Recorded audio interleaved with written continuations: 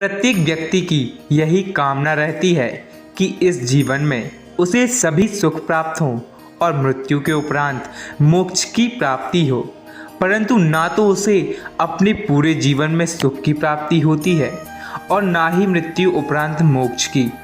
तो इस वीडियो में हम शिव पुराण द्वारा बताए मार्ग को बताएंगे, भोग और मोक्ष प्राप्ति के मार्ग, जिसका पालन करके कोई भी मनुष्य एक साथ भोग तथा मोक्ष दोनों फलों की प्राप्ति कर सकता है। इस संसार में रहने वाले प्रत्येक मनुष्य की बस यही कामना होती है कि जीते जी कुछ संसार के समस्त प्रकार के सुख मिले और मरने के बाद उसे मोक्ष की प्राप्ति हो, किंतु सभी के साथ ऐसा नहीं हो पाता है।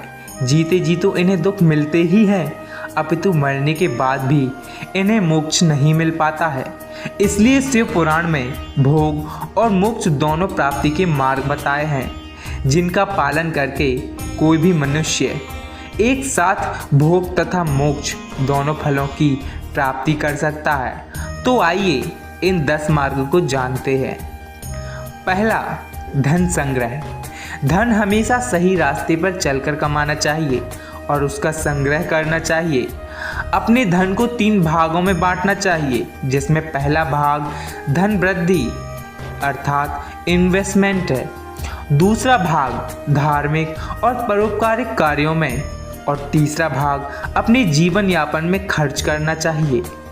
दूसरा, क्रोध का त्याग। क्रोध व्यक्ति का सबसे बड़ा दुश्मन है। अपने क्रोध और आवेश में अक्सर हम वो बातें बोल जाते हैं जिसका बाद में हमें पछतावा ही होता है। इसलिए क्रोध कभी नहीं करना चाहिए और ना ही क्रोध उत्पन्न करने वाले वचन बोलने चाहिए। क्रोध से विवेक नष्ट हो जाता है और विवेक के नष्ट होने से जीवन में कई संकट खड़े हो जाते हैं। तीसरा, भोजन का उपवास। जिस प्रकार भोजन से शक्ति प्रदान होती है, उसी तरह व्रत से भी शक्ति का संचार होता है। इसलिए हफ्ते में एक दिन तो व्रत रहना चाहिए। यदि ना रह पाए तो शिवरात्रि का व्रत तो रखना ही चाहिए। इससे भगवान शिव की कृपा बनी रहती है। शिवरात्रि व्रत करने से व्यक्ति को भोग एवं मोक्ष दोनों की प्राप्ति होती है और महान पुण्य की प्राप्ति होती है। पुण्य कर्मों से भाग्य उदय होता है और व्यक्ति सुख पाता है। चौथा, संध्या काल का समय। सूर्यास्त का समय यानी शाम का समय भगवान शिव का समय होता है। इस समय शिव अपने तीसरे नेत्र से त्रिलोक्य को देख रहे होते हैं और वे अपने नंदी गणों के साथ भ्रमण कर रहे होते हैं। इसलिए इस समय व्यक्ति को सत्कर्म करने चाहिए। पूजा पाठ, सत्संग या दान पुण्य करना चाहिए।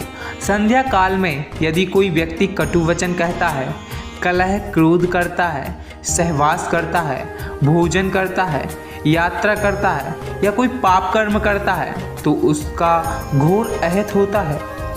पांचवा, सत्य बोलना। सत्य हमेशा विजयी होता है। सत्य बोलने वाले का चित्त शांत रहता है। सत्य बोलना या असत्य का साथ देना सबसे बड़ा अधर्म है।